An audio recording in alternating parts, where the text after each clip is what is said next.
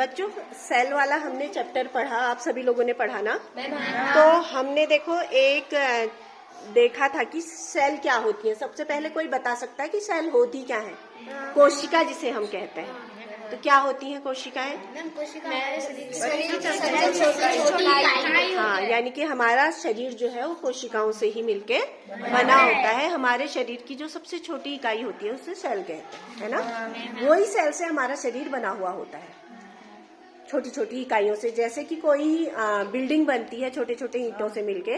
जबकि तुम लोगों ने देखा प्याज की झिल्ली को, हमने सूक्ष्मदर्शी में देखा तो कैसे चेक चेक से बने हुए दिखाई दिए ना, सभी ने देखा।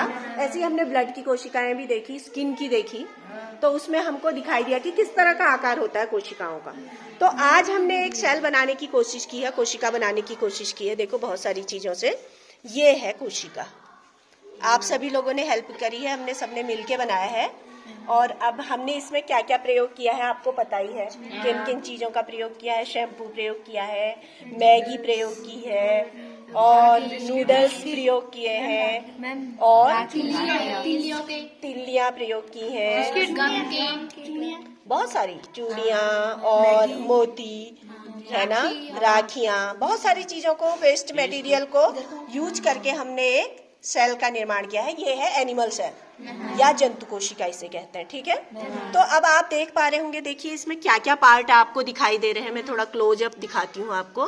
ये देखिए, सबसे पहले सेंट्रल में जो दिख रहा है, जो सबसे पहले बीच वाला सेंट्रल जो है वो है केंद्रिका या केंद्रिका, या इसको इंग्लिश में बोलेंगे न्यूक्लियोलस।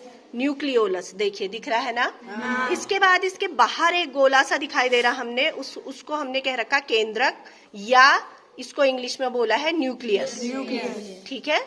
इसके बाद कुछ आकृतियां दिखाई दे रही हैं गोल गोल सी, उनको हमने राइबोसोम बोला है।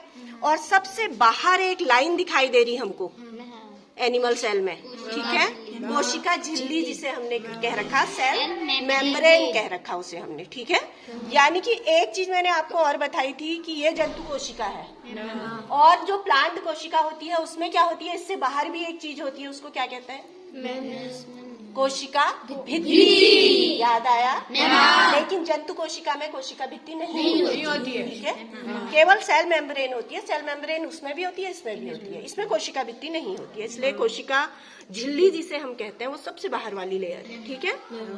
इसके बाद गोल्जी बॉडीज दिखाई दे रही हैं, तारकाई या सेंट्रोसोम दिखाई दे रहा है, ठीक है, और माइटोकॉन्ड्रिया दिखाई दे रहा है, ठीक है, माइटोकॉन्ड्रिया। और केंद्रीय झिल्ली या इसको कहते हैं, इसको कहा है हमने, इसको क्या बोला है, देखो क्या बोला है इंग्लिश में, सेंट्रल मेम्ब्रेन, ठीक है।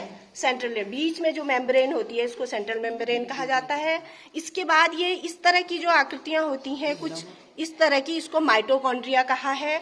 और इसमें अंतःप्रद्रव्य जालिका भी और रिक्तिका, वैक्यूल्स, यहाँ पे कुछ इस तरह की ये व्हाइट सी आकृति दिखाई दे रही है, खुली खुली सी दिख रही है ना, इनको हमने वैक्यूल बोला है। तो इस तरह से हमारी इतनी छोटी तो कोशिका होती है जिसको कि हम उससे देखते हैं माइक्रोस्कोप से।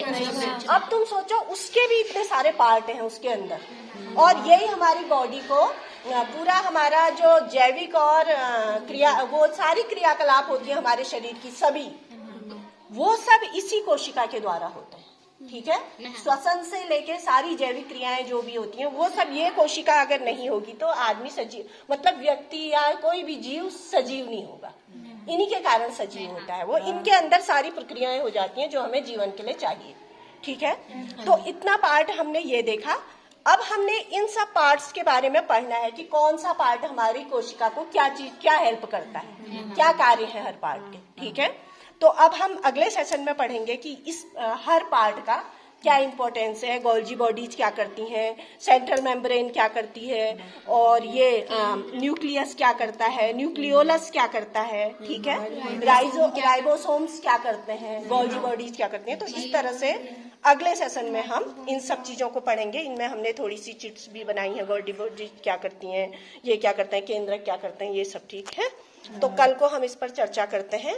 और अभी हम ये जो हमने सेल बनाई है इसको एक बार फिर से देखते हैं। देखो ये हमारी सेल है और इस तरह से हमारी सेल का पार्ट है, ठीक है।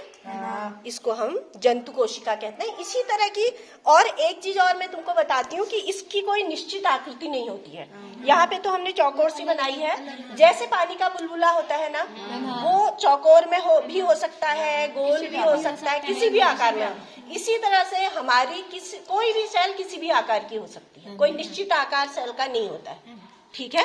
तो वो थोड़ा बहुत आगे पीछे ऐसी सेल की आकृति होती है, कोई निश्चित ऐसी आकृति नहीं होती। और न्यूक्लियस भी जरूरी नहीं है कि एक ही केंद्रक एक ही हो किसी भी कोशिका में, दो केंद्रक भी हो जाते हैं किसी कोशिका में। और ये भी जरूरी नहीं है कि न्यूक्लियोलस बीच में ही होगा, वो कभी साइड में इधर उधर भी हो जाता है, ठीक है। तो ये हमने एक काल्पनिक चित्र है कि इस तरह की कोशिका होती है, और मतलब ज्यादातर कोशिकाएं इस तरह की होती हैं कि उनमें ये सब पार्ट्स होते ही होते हैं कोशिकाओं, और इस तरह की आकृति होती है। तो ये हमने एक इसका मॉडल तैयार किया है। तो मुझे लगता है कि आप लोगों को काफी कुछ समझ में आ गया होगा। आया कुछ समझ में?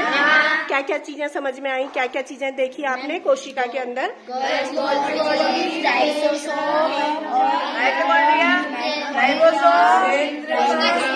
हाँ, ठीक हो गया। अभी आपने इतने पार्ट्स याद कर लिए ना इसके?